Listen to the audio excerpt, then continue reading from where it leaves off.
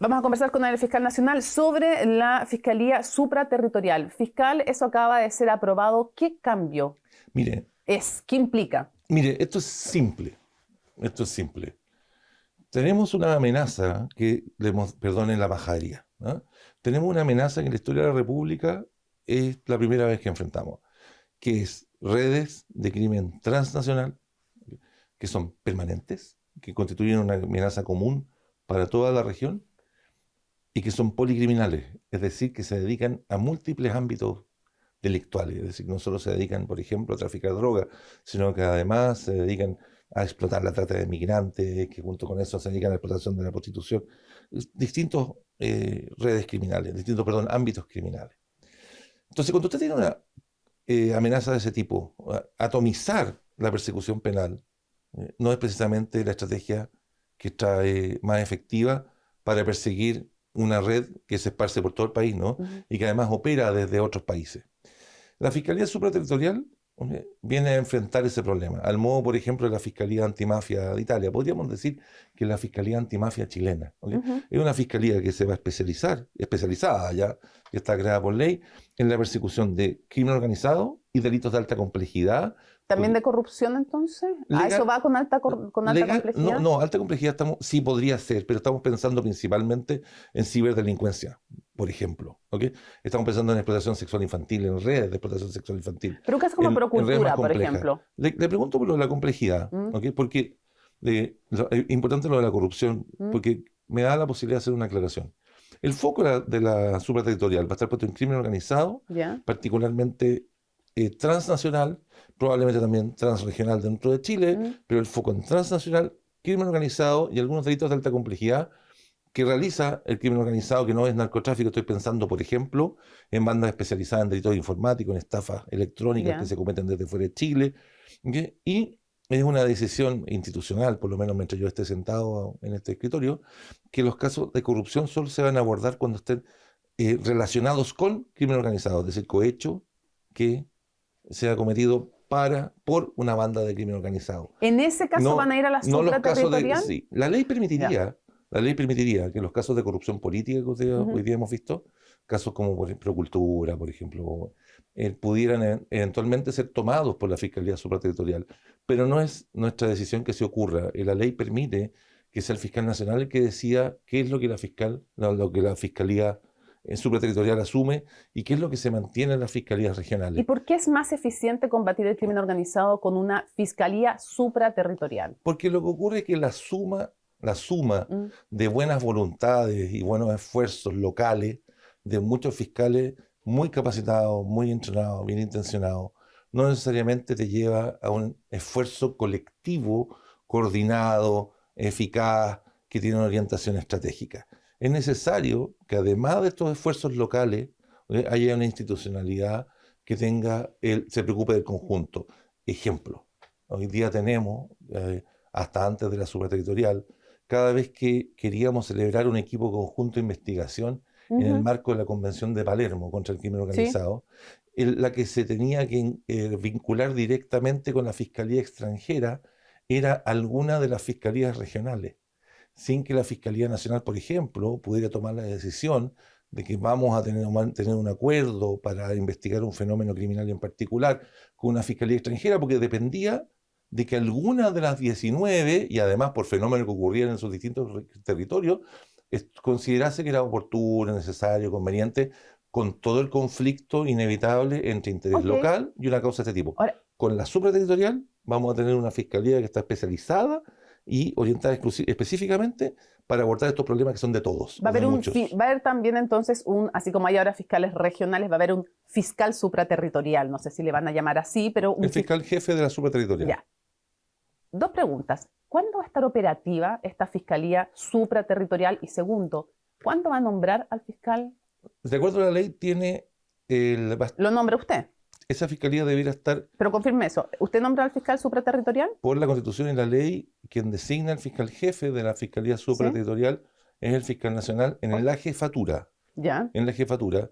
Y luego respecto, como son fiscales adjuntos los que le integran, se incorporan a ese cargo de fiscal adjunto por concurso público, pero la jefatura es la que es de exclusiva confianza. Ya. No es que el cargo de fiscal adjunto sea de exclusiva confianza. El régimen No.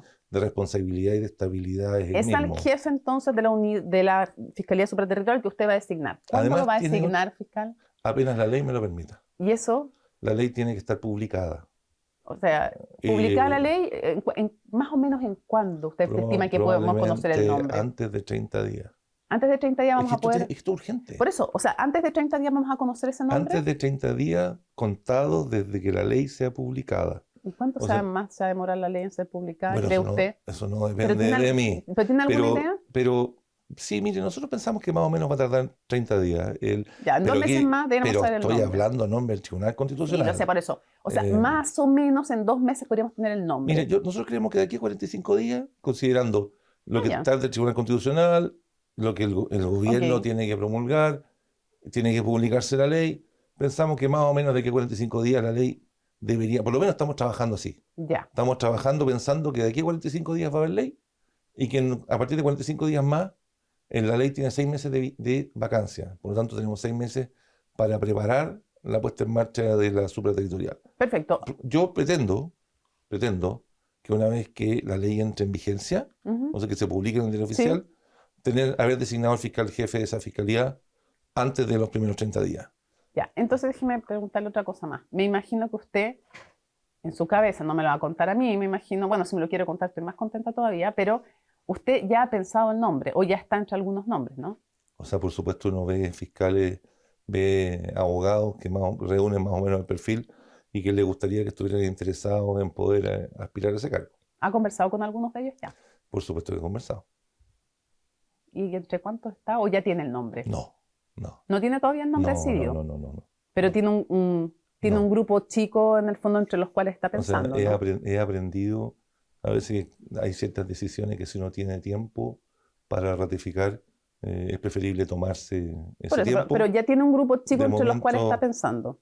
no sé si chico, pero sí hay un grupo de personas que he Acotado. considerado que siempre es acotado, porque además no son muchas las personas que reúnen las pues, me características imagino. para asumir una responsabilidad como esa. Para cerrar este tema, ¿va a ser un cambio, que es lo que la gente se pregunta, real en el combate al crimen organizado? esa- ¿Y qué tan grave es lo que estamos enfrentando para que la gente entienda qué tan urgente? Mire, esa es nuestra responsabilidad. Mm. Tiene que constituir una diferencia, ¿no? Si no lo es la responsabilidad nuestra. No hay excusa. No hay excusa, tiene que constituir una diferencia. Y hoy día a nivel regional, a nivel de América Latina, las redes de crimen organizado, las bandas de crimen organizado, son la principal amenaza para la estabilidad democrática, para el Estado de Derecho en el continente, el subcontinente. Eso es así y nosotros no estamos ausentes de aquello. Por supuesto tiene intensidades distintas. Pero lo corrompen todo. Uno no puede pensar Guayaquil, con respeto, tiene el problema los ecuatorianos. Sí, El problema que tienen en cárceles. Guayaquil no es comparable con los problemas que podemos tener en Valparaíso, en San Antonio o en otros puertos. No cabe duda. Pero no podemos pensar que nosotros estamos exentos de aquello, considerando que hasta hace pocos años atrás en el Ecuador tenían las mismas tasas de homicidio Sí. que hoy día tenemos en Chile. Iba a cerrar este tema y usted al nombrar Ecuador me sugirió una última pregunta indirectamente en mi cabeza y es la siguiente. Otro de los temas de Ecuador feroces son las bandas criminales en las cárceles. Y a mí en lo personal, fiscal, la verdad me llama mucho la atención cuando hemos escuchado en general desde el gobierno que el Estado tiene un 100% de control de lo que ocurre en las cárceles chilenas. ¿Usted se atrevería a hacer la misma afirmación? No. ¿Por qué no?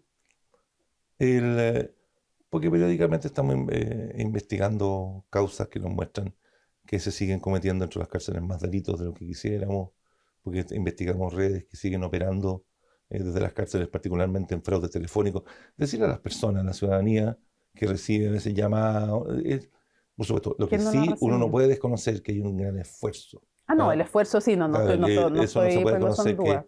que hay un gran esfuerzo y lo importante es eso y avanzar en Pero la hay bandas dirección operando, eso es correcta, evidente. avanzar en la dirección correcta, pero si tenemos, file, pronto vamos a tener, ya están condenados los tipos de la banda de los gallegos, Ujú. esa sentencia está firme, El fiscal Carrera. los acusados, los condenados de la banda de los gallegos, de Arica, ¿no es cierto?, de la Fiscalía de Arica. Ya están condenados también, por lo menos en primera instancia, los del caso del Tren de Aragua 1, se pone condenado en Estrella y toda la Sí, banda perfecto. que tenían una posición importante dentro de la estructura del Tren de Aragua. En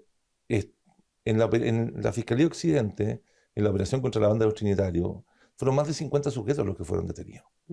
Es decir, estamos deteniendo un gran volumen de personas que han participado o que habrían participado en redes criminales bastante violentas y que funcionan de manera asociada. Lo que muestra la experiencia en toda América Latina es que las redes y las bandas de crimen organizado surgen desde las cárceles, operan desde las cárceles y nuestras cárceles no les resultan intimidantes. Si tenemos una tarea pendiente... Y Chile no es una excepción. Y Chile no es una excepción. Perfecto. Entonces nosotros podemos hacer un gran trabajo, los tribunales pueden hacer un gran trabajo, podemos mandar mucha gente a la cárcel, pero si no tenemos cárceles con un sistema adecuado de segregación, podemos hasta agravar el problema. Gracias, fiscal. Gracias a usted.